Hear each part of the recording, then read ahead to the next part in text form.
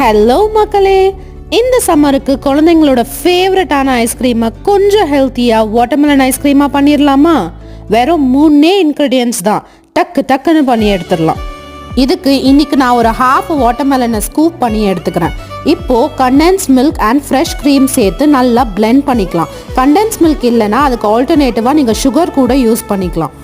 And நம்ம fresh cream சேர்க்கறதுனால ஐஸ்கிரீம்க்கு அது ஒரு நல்ல ஸ்மூத் டெக்ஸ்டர் எடுத்து கொடுக்கும். நம்ம சீட்ஸோட பிளெண்ட் பண்ணதுனால அதை நல்லா ஃபில்டர் பண்ணி அப்புறமா அந்த வாட்டர்மெலனோட ஷெல்லுக்கு ட்ரான்ஸ்ஃபர் பண்ணிக்கோங்க. இதை ஒரு 8 hours to ஓவர் நைட் நல்லா ஃப்ரீஸ் பண்ணி எடுத்துக்கோங்க. டடா! இப்போ சர்விங் டைம். இதை கட் பண்ணி பீசஸாக சர்வ் பண்ணிங்கன்னா குட்டி பசங்கள்லேருந்து பெரியவங்க வரைக்கும் எல்லாருக்கும் ஃபேவரட்டான வாட்டர்மெலன் ஐஸ்கிரீம் வீட்லேயே சூப்பராக ரெடி. எங்கள் வீட்டில் எல்லாருக்கும் ரொம்ப பிடிச்சிருந்துச்சு. உங்களுக்கும் பிடிச்சிருந்தா ஒரு லைக், ஷேர் அண்ட் சப்ஸ்கிரைப் பண்ணிவிட்டு உங்கள் வீட்லேயும் ட்ரை பண்ணி பாருங்கள். Bye bye.